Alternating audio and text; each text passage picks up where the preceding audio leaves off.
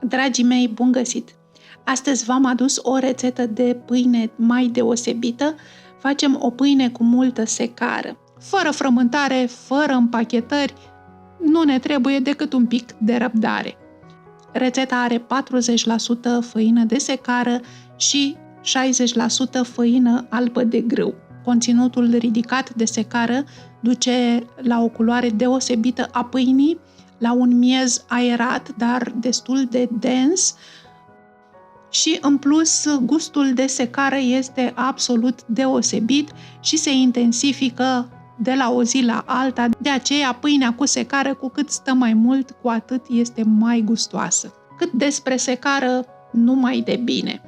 Este foarte bogată în nutrienți esențiali, în vitamine și minerale, ajută la menținerea nivelului de zahăr în sânge în limite normale, e bogată în fibre, ceea ce ne ajută în veșnicele noastre cure de slăbire, pentru că ține foarte bine de foame.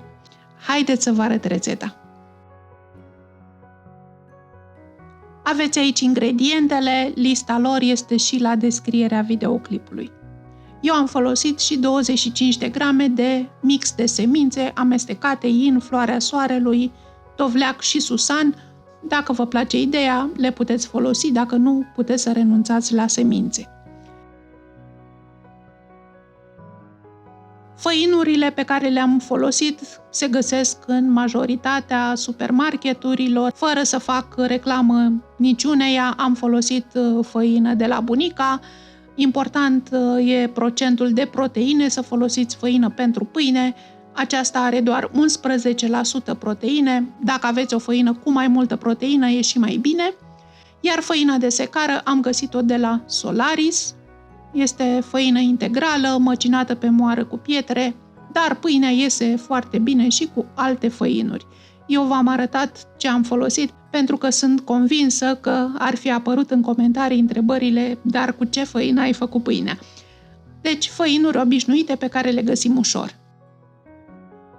Conținutul de apă este destul de mare pentru că secara cere mai multă apă în aluat. Apa trebuie să fie ușor călduță, dar la maxim 40 de grade, pentru că altfel afectează drojdia.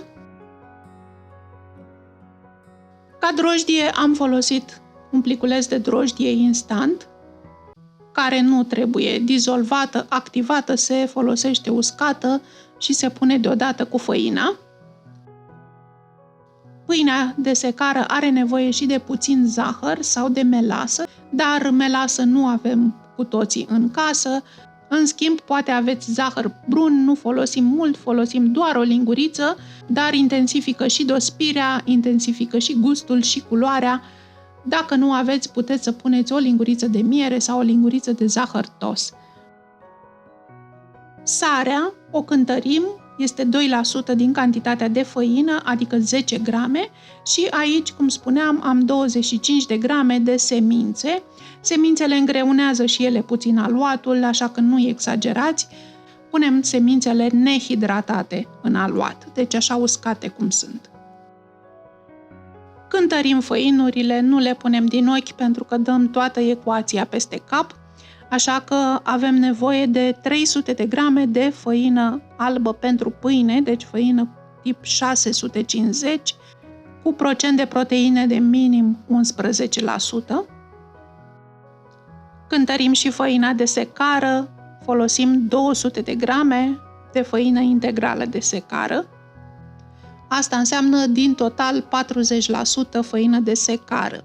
De aceea pâinea noastră este mai grea, mai densă, nu atât de pufoasă. Veți găsi în magazine pâine de secară care este foarte pufoasă, dar dacă citiți cu atenție pe etichetă, abia dacă conține 10% făină de secară. Așa că nu vă lăsați păcăliți. Pâinea de secară trebuie să fie grea, densă, închisă la culoare, deloc pufoasă, dimpotrivă.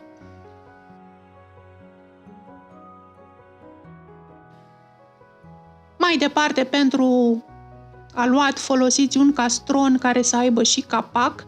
Dacă nu aveți capac, nu e nicio problemă, o să acoperiți castronul cu folie alimentară. Punem făina punem drojdia uscată direct peste făină, sarea, zahărul și semințele așa uscate. Amestecăm puțin ca să omogenizăm ingredientele uscate. Dacă nu ați mai folosit făină de secară, veți vedea acum că e ușor cenușie, destul de diferită față de făina de grâu cu care suntem obișnuiți. Turnăm apa toată deodată și amestecăm în continuare cu lingura până când umezim toată făina. Aluatul va fi ușor de amestecat cu lingura, se comportă mai degrabă cam ca o cremă mai densă. E pâinea ideală și pentru persoanele care nu au robot și care nu pot să frământe aluaturi mult timp. Așadar, amestecăm cu lingura 20-30 de secunde până când se umezește aluatul, punem capacul și lăsăm aluatul să dospească la temperatura camerei. Dacă în bucătărie la voi sunt 20-21 de grade, e suficient o oră. Dacă e temperatură mai mare, 23-24 de grade sau poate e vară și e cald, atunci scurtăm și timpul de dospit la 40-45 de minute. Așadar, adaptați timpul de dospire în funcție de temperatura din bucătărie. Aluatul meu arată așa, are bule de aer, sunt semne clare că s-a umflat un pic, a dospit. Și acum doar îl amestecăm vreo 20 de secunde cu lingura, așa cum amestecăm în mâncare, fără să ne batem capul cu forma aluatului sau cu... Nu contează nimic în momentul acesta. Doar să deranjăm puțin aluatul, să îl degazăm, să iasă afară gazele acumulate prin dospire. Punem apoi capacul și de data aceasta băgăm castronul la frigider. Îl lăsăm la frigider între 6 ore și 10 ore. Eu am făcut aluatul dimineața și am copt pâinea seara. Am ținut aluatul la frigider cam 6 ore și jumătate. Dar nu este nicio problemă, dimpotrivă, e cu atât mai bine dacă îl țineți un pic mai mult, până la 10 ore, poate chiar și mai mult. Presărăm făină pe blatul de lucru. Trebuie să știți că aluatul este foarte moale și foarte lipicios, așa că umeziți-vă mâinile sau ajutați-vă de puțină făină, dar ideal ar fi să nu adăugăm foarte multă făină nedospită în aluat, deci mai degrabă lucrați cu mâinile ușor umezite. Împăturiți aluatul fie cu mâinile, fie ajutându-vă de o racletă dacă vă este mai ușor. Din nou, nu ne batem capul cu forma pâinii. De fapt, aluatul fiind foarte moale și lipicios, nu o să reușim să dăm o formă frumoasă pâinii, așa că nu vă stresați. Trebuie doar să împăturim aluatul, să îl adunăm la un loc. O să simțiți la mână că în momentul ăsta este foarte rece, așa că îl acoperim cu castronul și îl lăsăm cam 20 de minute să se odihnească și să se încălzească puțin.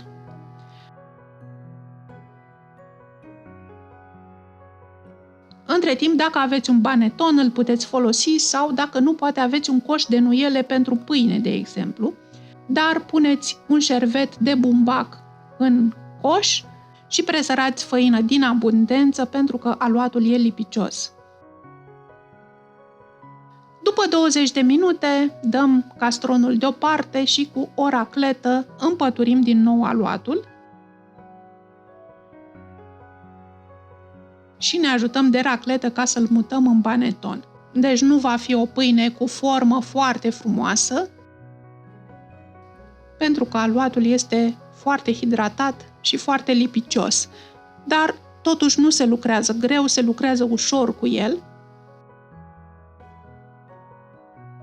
Acoperim banetonul sau coșul de dospire cu o pungă, punem deasupra și un șervet care să țină de cald și lăsăm pâinea să dospească din nou în funcție de temperatura din bucătărie, aproximativ o oră. Între timp, cam cu 15 minute înainte, băgăm o oală de fontă cu capac în cuptor. Ideal ar fi să aveți o oală de fontă, dar dacă nu e de fontă, orice oală cu capac. Și încălzim cuptorul la 230 de grade cu oala înăuntru. Dacă nu aveți cuptor electric, la cuptoarele pe gaz folosiți temperatura maximă atât cât duce cuptorul. Am lăsat pâinea cam o oră la dospit pentru că la mine în bucătărie e destul de răcoare. Așezăm o hârtie de copt deasupra, răsturnăm pâinea pe hârtia de copt. E destul de frumoasă acum și își menține bine forma.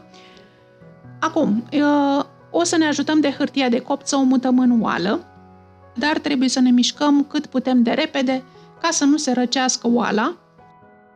Atenție să nu vă ardeți, oala e foarte fierbinte. Cu o lamă sau cu un cuțit foarte ascuțit crestați pâinea așa cum doriți, eu i-am făcut o cruce, puneți repede capacul și băgați oala în cuptorul fierbinte. Deci cuptorul la momentul acesta este încins la 230 de grade. Lăsăm pâinea la început pentru 20 de minute cu capac. După 20 de minute deschidem cuptorul, dăm capacul deoparte și continuăm coacerea încă 25 de minute la aceeași temperatură. După 45 de minute în total, așa arată pâinea mea. E foarte frumoasă și miroase nemaipomenit de bine. O să vă fie greu să o lăsați să se răcească, dar vă promit că gustul secarei este mai intens atunci când pâinea este rece. Eu am lăsat-o până a doua zi, s-a răcit foarte bine, acum pot să pun mâna pe ea și cu toate că este atât de rumenită, uitați că totuși este foarte moale. La momentul acesta, pâinea de secară trebuie să știți că va fi ușor umedă, e moale, e aerată, este deja foarte bună la gust, dar miezul este ușor umed. Dacă o rezistați tentației și o mai lăsați câteva ore, ea se mai usucă, miezul nu va mai fi la fel de umed. Am tăiat câteva felii ca să vedeți cum arată. Miezul e moale, este elastic, e foarte aerat. Nu are pufoșenia aceea de pâine albă, este mai densă, dar e foarte gustoasă. Aroma de secară este deosebită și foarte intensă. Pentru mine, la toate pâinile pe care le fac, proba supremă este să ung o felie cu unt și ori pun dulceață, ori pun câțiva fulgi de sare de mare. Un răsfăț deosebit. Dragii mei, vă rog mult să încercați această rețetă.